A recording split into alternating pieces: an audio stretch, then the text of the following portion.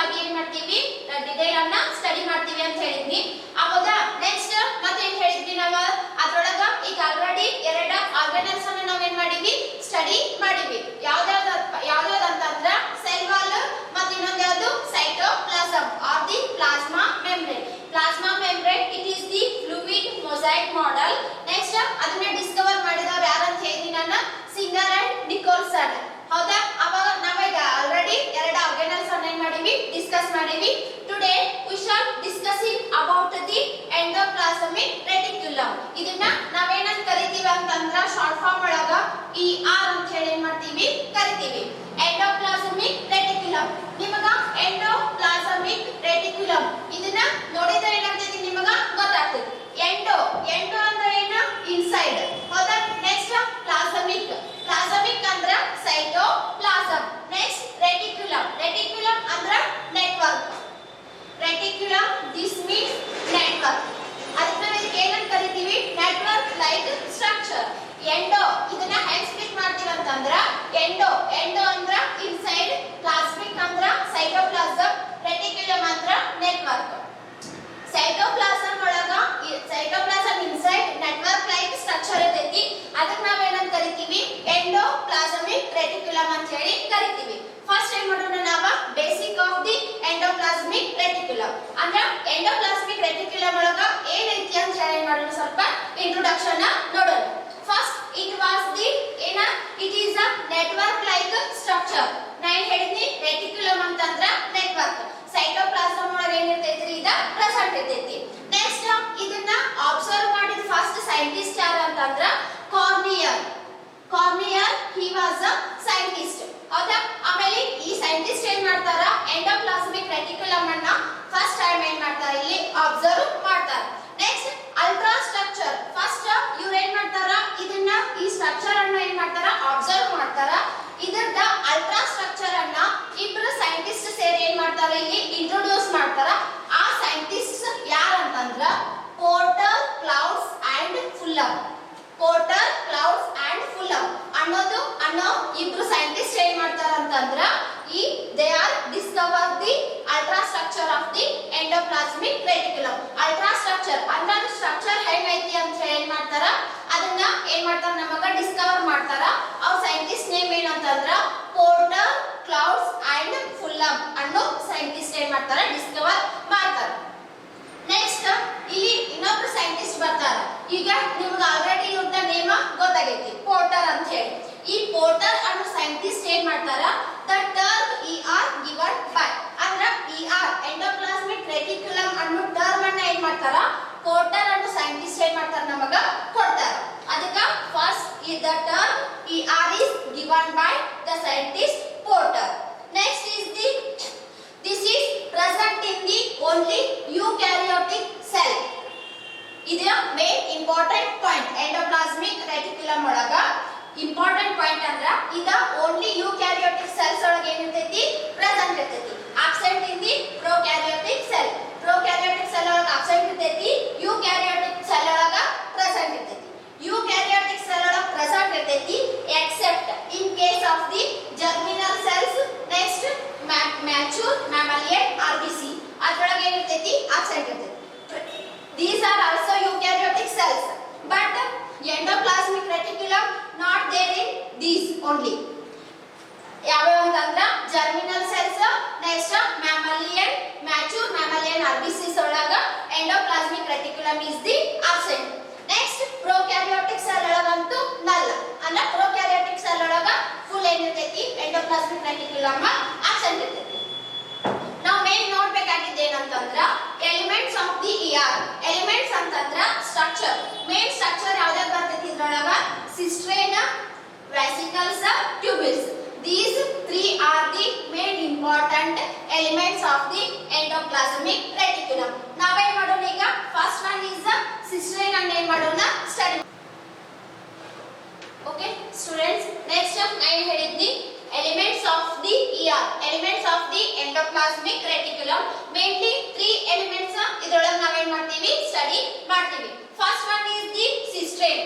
Cisterine it is formed by blebbing of nuclear membrane. blebbing ಅಂದ್ರೆ protrusion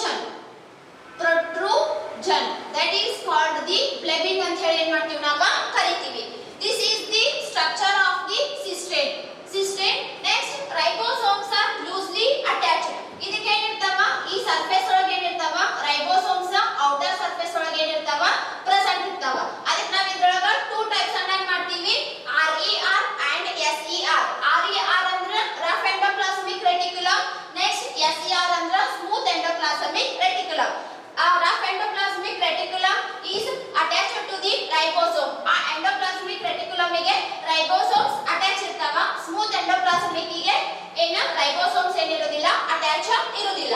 next this one is the nuclear membrane. This is the nuclear membrane. Next, studied with ribosomes. ನಾವು ಏನು ಮಾಡ್ತೀವಿ ಇದರೊಳಗ ribosomes ಅನ್ನು ಏನು ಮಾಡ್ತೀವಿ study ಮಾಡ್ತೀವಿ. Next, ribosomes are attached by protein. ಅಂದ್ರೆ cisternae ಗೆ ribosomes ಅಟ್ಯಾಚ್ ಇರ್ತೈತಿ. ribosomes ಅಟ್ಯಾಚ್ ಇರಬೇಕಂದ್ರ ಇಲ್ಲಿ ಒಂದು ಪ್ರೋಟೀನ್ ಪ್ರೆಸೆಂಟ್ ಇರ್ತೈತಿ. ಆ ಪ್ರೋಟೀನ್ ಯಾವ್ದಪ್ಪ ಅಂತಂದ್ರ riboflavin. Riboflavin, this is the name of the protein. ಈ ಪ್ರೋಟೀನ್ ಏನಿರ್ತೈತಿ ರೈಬೋಸೋಮ್ ಎಂಡೋಪ್ಲಾಸ್ಮಿಕ್ ರೆಟಿಕ್ಯುಲಮ್ ಗೆ ಅಟ್ಯಾಚ್ಮೆಂಟ್ ಆಗಕ್ಕೆ ಏನು ಮಾಡ್ತೈತಿ, ಹೆಲ್ಪ್ ಮಾಡ್ತೈತಿ. Next, these are the unbranched structure. Cystine is the unbranched structure. ಇದೇನಿರ್ತೈತಿ ಬ್ರಾಂಚ್ ಇರೋದಿಲ್ಲ, ಏನಿರ್ತೈತಿ unbranched structure ಇರ್ತೈತಿ. Next, diameter. Cystine ದ diameter ಎಷ್ಟು ಇರ್ತೈತಿ ಅಂತಂದ್ರ 40 to 50 micrometer in diameter. Next, lumen. Lumen ಒಳಗ lumen ಎಷ್ಟು ಇರ್ತೈತಿ, lumen the diameter endoplasmic reticulum ಒಳಗ ಎಷ್ಟು ಇರ್ತೈತಿ ಅಂತಂದ್ರ cystine the 40 to 50 micrometer in diameter. That is the lumen of the endoplasmic reticulum. Next, this is about the cystine. Next is about the vesicles. Vesicles, it is a circular or spherical in shape. ಇದು ಹೆಂಗಿರ್ತೈತಿ, vesicle ದ shape ಹೆಂಗಿರ್ತೈತಿ, circular ಅಥವಾ spherical ಆಗಿ ಏನಿರ್ತೈತಿ ಇದರ structure. Next, it is a closer to the ಏನಂತ ಹೇಳಿದೀನಿ ನನ್ನ cisternae. This is the cisternae. ಇದಕ್ಕೆ ಏನೈತಿ ಇದ ವೆಸಿಕಲ್ ಏನೈತಿ ಕ್ಲೋಸ್ ಐತಿ. This is the structure of the vesicle. Next, diameter ಎಷ್ಟೈತಿ ಅಂತಂದ್ರ 50 to 500 micrometer in the diameter. ಇದರದ ಡಯಾಮೀಟರ್ ಎಷ್ಟೈತಿ ಅಂತಂದ್ರ 50 to 500 micrometer in the diameter. This is the structure of the vesicle. Vesicle ಗೆ ಏನಿರ್ತಾವ ಅಂತಂದ್ರ ರೈಬೋಸೋಮ್ ಅಟ್ಯಾಚ್ಮೆಂಟ್ ಇರ್ತೈತಿ. ಇದ ಯೂಶುವಲಿ ಏನಿರ್ತೈತಿ ಕ್ಲೋಸರ್ ಟು ದಿ ಸಿಸ್ಟೈನ್. ಸಿಸ್ಟೈನ್ ಗೆ ವೇರಿ ಏನಾಗಿರ್ತೈತಿ ಕ್ಲೋಸ್ ಆಗಿ ಅಟ್ಯಾಚ್ಮೆಂಟ್ ಆಗಿರ್ತೈತಿ. Next, last element is about the tubules. Tubules, it is the branched structure. This is about the tubules. This is about the tubules. These are the branched structure. Nine ಹೇಳಿದ್ವಿ cystine unbranched structure. Next, this is the branched structure. Next, it is a very close to the plasma membrane. ಅದ ಯಾವುದು close ಇರ್ತೈತಿ, cystine close ಇರ್ತೈತಿ. cystine ಯಾವುದು close ಇರ್ತೈತಿ ಅಂದ್ರ nuclear membrane. cystine nuclear membrane close ಇರ್ತೈತಿ. Next, vesicles closer to the cystine. Next, tubules, it is closer to the plasma membrane. Next, ಇಲ್ಲಿ very important point ಅಂತಂದ್ರ the lumen is wider. ಅಂದ್ರ tubules ಒಳಗ lumen ಏನಾಗ್ತೈತಿ wider ಅಂದ್ರ ಜಾಸ್ತಿ ಏನಾಗ್ತೈತಿ divide ಆಗ್ತೈತಿ. ಅದಕ್ಕೆ ಇಲ್ಲಿ ಡಯಾಮೀಟರ್ ಏನಿರ್ತೈತಪ್ಪ ಅಂತಂದ್ರ ಜಾಸ್ತಿ ಇರ್ತೈತಿ. diameter is about 50 to 100 micrometer in the diameter. That is the tubules. Next, ಇಲ್ಲಿ sarcoplasma ಅಂತ ಹೇಳಿ ಬರ್ತೈತಿ. ಇಲ್ಲಿ sarcoplasmic reticulum. Sarcoplasmic reticulum. This is the sarcoplasmic reticulum andra ER in muscles. ER in muscles andra muscles ಒಳಗ endoplasmic reticulum present ಇರೋದಕ್ಕೆ ನಾವು ಏನಂತ ಕರಿತೀವಿ ಅಂದ್ರ sarcoplasmic reticulum ಅಂತ ಹೇಳಿ ಏನು ಮಾಡ್ತೀವಿ ಕರಿತೀವಿ. Next, these are the two types. ಇದೊಳಗ ER is consider about the two types. ಅವ್ಯಾವ ಅಂತಂದ್ರ RER. Next one is the SER. RER, SER. RER ಅಂದ್ರ rough endoplasmic reticulum. Next, SER ಅಂದ್ರ smooth endoplasmic reticulum. Rough ER. Next, smooth ER. Smooth ER. These are the types of the endoplasmic reticulum. RER, rough endoplasmic reticulum ಅಂತ ಹೇಳಿ ನಾವು ಎದಕ್ಕೆ ಕರಿತೀವಿ ಅಂದ್ರ ಇದಕ್ಕೆ ಏನಿರ್ತೈತೆ ಅಂದ್ರ endoplasmic reticulum lie on the ribosomes lie on the surface of the endoplasmic reticulum. ಅದಕ್ಕೆ ಏನಂತ ಕರಿತೀವಿ ನಾವು rough endoplasmic reticulum ಅಂತ ಹೇಳಿ ಕರಿತೀವಿ. Next, study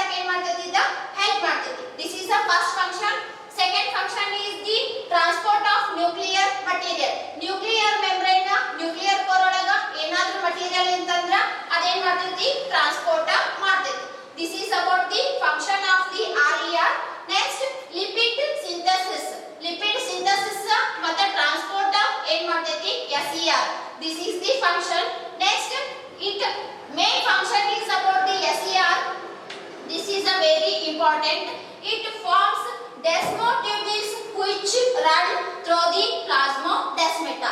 ಈ ಹಿಂಗಂದ್ರ ಏನಂತಂದ್ರ ಇಟ್ ಫಾರ್ಮ್ ಅಂದ್ರ ಇದ ಸ್ಮೂತ್ ಎಂಡೋಪ್ಲಾಸ್ಮಿಕ್ ರೆಟಿಕ್ಯುಲಮ್ ಡೆಸ್ಮೋಟ್ಯೂಬ್ಯೂಲ್ಸ್ ಇಂದ ಏನಾಗ್ತೈತಿ ಮಾಡಲ್ಪಟ್ಟಿರ್ತೈತಿ.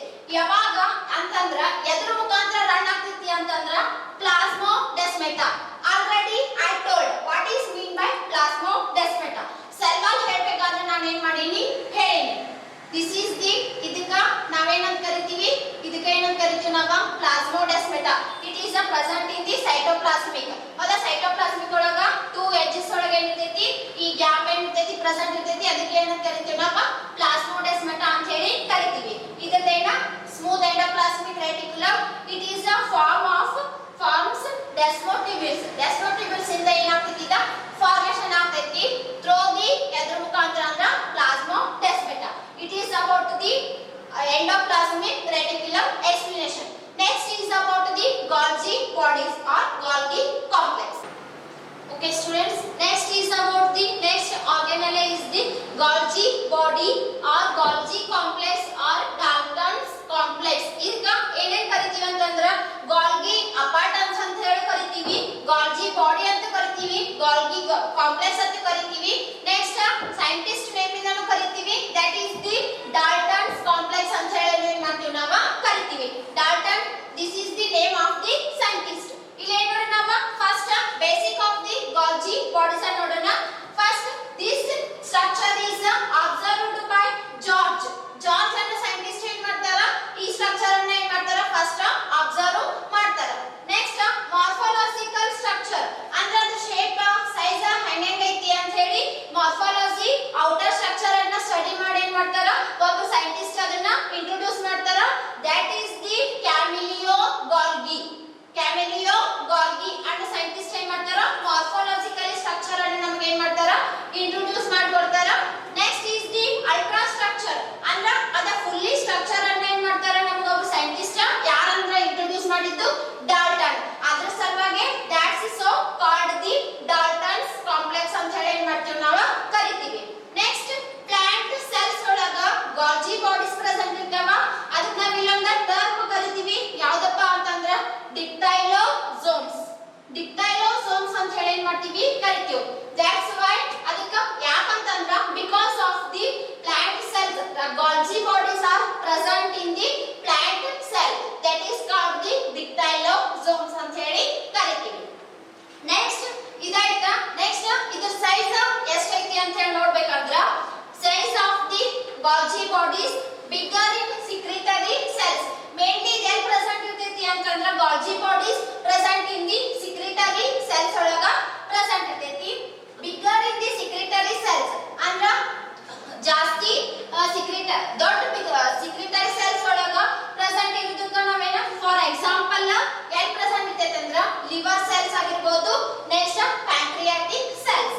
Next smaller in non secretory cells. This is the secretory cell, this is a non secretory cell. For example is the muscle cell. Muscle cells are the non secretory cells. Next number of the Golgi bodies. This is as per the CT. Golgi bodies only uni ಅಂದ್ರೆ ಒಂದ Golgi bodies ಇರೋದು every animal cell. every animal cell ಒಳಗ ಒಂದ ಏನ್ ಇರ್ತೈತಿಪ್ಪ ಅಂತಂದ್ರ Golgi bodies present ಇರ್ತೈತಿ. Next ರೈಸೋಯ್ಡ್ಸ್. Mainly ರೈಸೋಯ್ಡ್ಸ್ ಒಳಗ 100 ಏನಿರ್ತಾವ Golgi bodies ಏನಿರ್ತಾವ present ಇರ್ತಾವ. ರೈಸೋಯ್ಡ್ಸ್ ಒಳಗ 100 ಏನಿರ್ತಾವ ಅಂತಂದ್ರ Golgi bodies ಪ್ರೆಸೆಂಟ್ ಇರ್ತಾವ. ನೆಕ್ಸ್ಟ್ ಪ್ಲಾಂಟ್ ಸೆಲ್ಸ್ ಒಳಗ ಏನಾಗಿರ್ತಾವ ಅಂತಂದ್ರ ವೇರೀಸ್ ಅಂದ್ರೆ ಏನು ನಂಬರ್ ಹೆಚ್ಚು ಕಮ್ಮಿ. Varies Golgi bodies are present in the plant cells. That is the 6 to 12. 6 to 12 ಏನಾಗಿರ್ತದ 6 to 12 Golgi bodies are present in the plant cells. Plant cell ಒಳಗ ಏನಾಗಿರ್ತಾವ ಕಾನ್ಸ್ಟೆಂಟ್ ಆಗಿರುವುದಿಲ್ಲ, ವೇರೀಸ್ ಆಗೋತ ಏನಾಗಿರ್ತೈತಿ Golgi bodies ಹೋಗ್ತೈತಿ. Only one Golgi bodies present in the ಎಲ್ಲಿ ಅಂತಂದ್ರ every animal cell. Next 100 ರೈಸೋಯ್ಡ್ಸ್ ಒಳಗ ಏನಿರ್ತಾವ more number of the Golgi bodies are present, that is the 100th number. This is about the introduction of the Golgi bodies. Next structure. Structure ಹೆಂಗೈತಿ ಅಂತ ಅಂತಂದ್ರೆ ಇದ this structure Golgi body structure is given by the Dalton's so called the Dalton's complex ಅಂತ ಹೇಳಿ ಮಾಡ್ತೀವಿ ನಾವು ಕರಿತೀವಿ. ಇದ್ರೊಳಗೆ ಏನ್ ಬರ್ತಾವ ಮೂರು ಇಂಪಾರ್ಟೆಂಟ್ ಎಲಿಮೆಂಟ್ಸ್. ನಾವು ಎಂಡೋಪ್ಲಾಸ್ಮಿಕ್ ರೆಟಿಕ್ಯುಲಮ್ ಒಳಗೆ ಏನ್ ಮಾಡಿದ್ವಿ ಮೂರ ಎಲಿಮೆಂಟ್ಸ್ ನೋಡಿದ್ವಿ. ಇದ್ರೊಳಗೆ ಏನ್ ಬರ್ತಾವ ಮೂರ ಎಲಿಮೆಂಟ್ಸ್ ಬರ್ತಾವ. ಅವ್ಯಾವ ಅಂತಂದ್ರ first one is the cisterine. You already know about cisterine. This is the unbranched structure. Next, this is formed by the blebbing. Blebbing ಅಂದ್ರೆ ಏನ protrusion. Next, ಇಲ್ಲಿ vacuoles. ಅಲ್ಲಿ ಏನ್ ಬರ್ತಿತ್ತ ಇನ್ನೊಂದ vesicles tubules ಬರ್ತಿತ್ತ. ಇಲ್ಲಿ tubules ಬರೋದಿಲ್ಲ vacuoles. Vacuoles ಒಳಗ nothing is present. Only space. Only space ಅಷ್ಟೇ ಇರ್ತೈತಿ. ಅದರೊಳಗ ಯಾವುದು particles ಏನು present ಇರುವುದಿಲ್ಲ. Next, that is the large spherical like the structure. ಇದ್ರೊಳಗೆ ಏನಿರ್ತಾವ these are the vacuoles. These are the vacuoles. Next one is the vesicles. Next one is the vesicles. Vesicles are the small spherical like structure. These are the vesicles. Next, Golgi bodies. ಇಲ್ಲಿ ರೀತಿ solid ಐತಿ. Solid like structures are present. That is the Golgian vacuole ಅಂತ ಹೇಳಿ ಏನ್ ಮಾಡ್ತೀವಿ ನಾವು ಕರಿತೀವಿ. This is the concave side. This is the convex side. ಇದೇ ಇರ್ತೈತಿ ಎರಡು ಸೈಡ್ ಪ್ರೆಸೆಂಟ್ ಇರ್ತೈತಿ. This is the convex. This is the concave. ನಾವು ಅದಕ್ಕೆ ಇದಕ್ಕೆ ಏನಂತ ಕರಿತೀವಿ formative phase and maturative phase ಅಂತ ಹೇಳಿ ಕರಿತೀವಿ. Next is about the polarity. ಇದ್ರಾಗ ಮೇನ್ ಅಂದ್ರ Golgi bodies ಒಳಗ polarity ಬರ್ತೈತಿ. Polarity ಅಂತಂದ್ರೆ ಏನ this is a concave, this is a convex. Concave ಯಾವಾಗ ಹೆಂಗಿರ್ತೈತಿ ಅಂದ್ರ towards the plasma membrane. Concave Golgi bodies are present in the towards the plasma membrane. Convex is present in the towards the nuclear membrane. That is so called the polarity. ಅದಕ್ಕೆ ಏನಂತ ಕರಿತೀವಿ ನಾವು polarity ಅಂತ ಹೇಳಿ ಕರಿತೀವಿ. For example, ಇಲ್ಲಿ vesicles present ಇರ್ತಾವ. ಇದ್ರ ಮುಖಾಂತರ ಏನಾಗಿರ್ತೈತಿ ಇಲ್ಲಿ formation start ಆಗಿರ್ತೈತಿ. That is the towards the nuclear membrane. Next, ಇಲ್ಲಿಂದ ಸ್ಟಾರ್ಟ್ ಆಗಿತ್ತು ಅಂತಂದ್ರೆ ಫಾರ್ಮೇಷನ್ ಅದಕ್ಕೆ ಏನಂತ ಕರಿತೀವಿ ನಾವು ಅಂತಂದ್ರ towards the ಇದಕ್ಕೆ ಏನಂತ ಕರಿತೀವಿ nuclear membrane towards the plasma membrane. Concave and convex. This is about the structure of the Golgi bodies. Next, ಇಲ್ಲಿ these are the stacked like structures. These are the stacked like structures. These are parallel to each other. ಅಂದ್ರೆ ಒಂದಕ್ಕೊಂದು ಏನಾಗಿರ್ತವೆ ಅಂತಂದ್ರೆ ಈಗ parallel to each other. ನಾನು ಈ ತರನ ತೆಗೆದೇನಿ. ನಿಮ್ಮ ಕೂಡ ಹೆಂಗ್ ಕೊಟ್ಟಾರ ಅಂತಂದ್ರ ಈ ತರ ಕೊಟ್ಟಾರ. ನಿಮ್ಮ ಕೊಳಗ ಈ ತರನು ಕೊಟ್ಟಾರ. This is the parallel like the structure. Golgi bodies. This is stacked like structure parallel to one and each other. ಅಂದ್ರೆ ಒಂದಕ್ಕೊಂದು ಏನಾಗಿರ್ತಾವ ಅಂತಂದ್ರ parallel ಆಗಿ ಏನಾಗಿರ್ತಾವ ಪ್ರೆಸೆಂಟ್ ಆಗಿರ್ತಾವ. ನೆಕ್ಸ್ಟ್ ಇಲ್ಲಿ ಮೇನ್ ಇಂಪಾರ್ಟೆಂಟ್ ಅಂದ್ರ unicisternal Golgi body in fungi. ಅಂದ್ರ only one Golgi body is present in the fungi. This is the peculiar character of the Golgi bodies or peculiar ಏನಂತೀವಿ ನಮ್ಮ ಸೆಂಟೆನ್ಸ್. ಅದಕ್ಕೆ ಏನಂತ ಕರಿತೀವಿ point unicisternal Golgi body in fungi. fungi ಒಳಗ only one Golgi body ಇರ್ತೈತಿ present ಇರ್ತೈತಿ. Next is about the function. ಅಂದ್ರ function ಏನಪ್ಪಾ ಇದ್ರದಂತಂದ್ರ first function is the secretion of hormone. Hormone ಅನ್ನ ಏನ್ ಮಾಡ್ತೈತಿ ಇದ secretion ಮಾಡ್ತೈತಿ. For example, thyroid hormone or thyroxine hormone.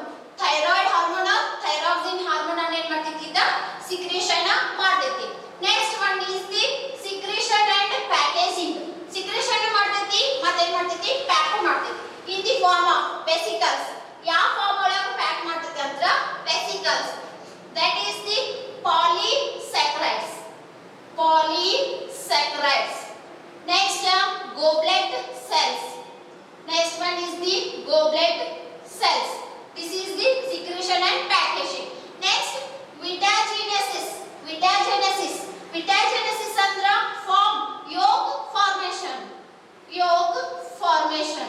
ಅದಕ್ಕೆ ನಾವೇನಂತ ಕರಿತೀವಿ ಅಂತಂದ್ರ ವಿಟಾಜೆನ್ಸ್ ಅಂತ ಹೇಳಿ ಕರಿತೀವಿ. ವೇಟ್ yolk formation. Yolk already you know. Yolk ಎದರ ಪ್ರೆಸೆಂಟ್ ಇರ್ತೈತಿ